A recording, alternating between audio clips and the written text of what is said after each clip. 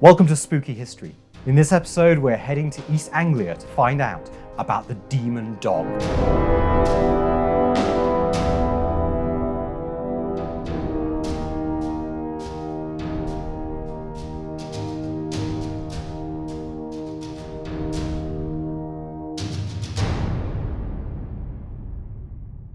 Black Shuck, the devil dog of East Anglia, is a beast so famous that Yarmouth's spandex-clad maestros, The Darkness, penned a rock anthem about it.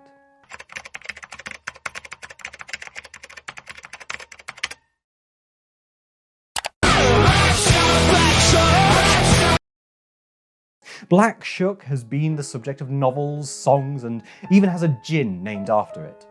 Makes the Beast of Bodmin look a bit like a scrub by comparison. So who or what is Black Shuck?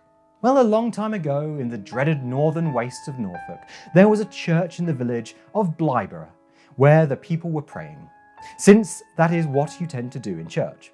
Suddenly there is a massive crack of thunder and the sound of something scraping at the church door.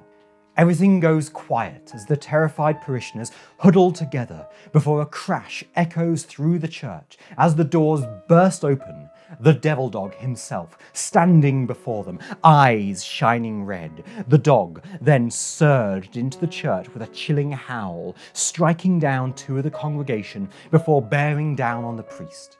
The priest stood firm against his fear, words of faith passing from his lips as in a final flash of lightning, the church steeple collapsed, burying both him and the demon dog. The black dog has been long associated with evil and darkness.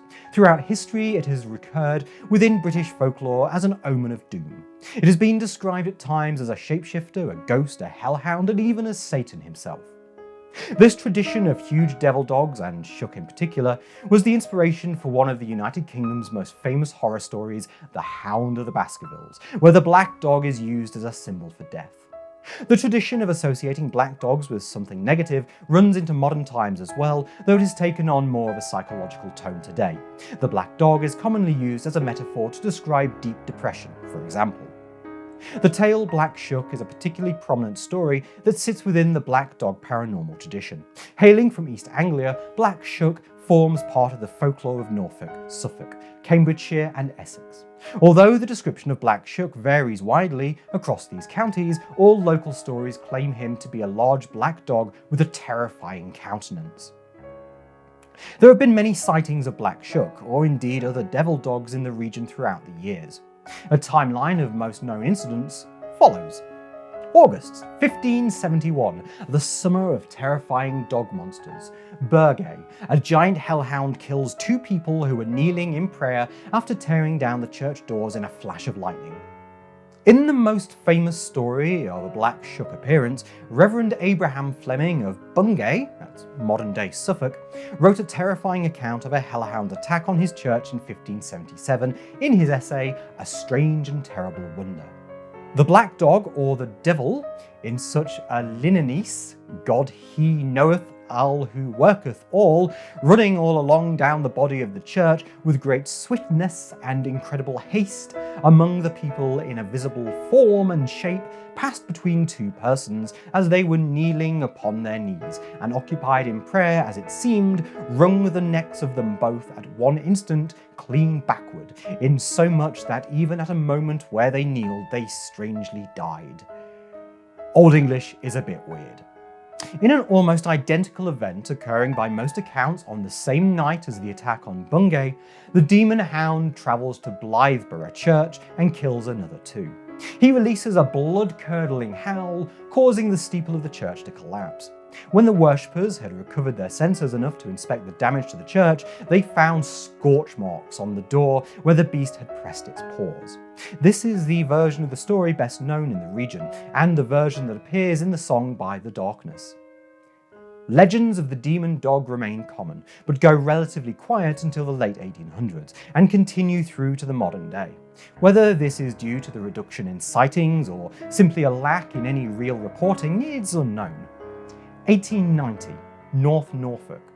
On the coastline by Cromer, a boy had to be rescued after being forced into the sea by a giant black hound. Stories say it can still be heard by the cliffs. 1901, after another reported sighting, a local publication reported the following.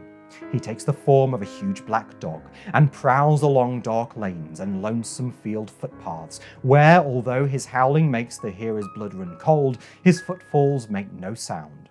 But such an encounter might bring you the worst of luck.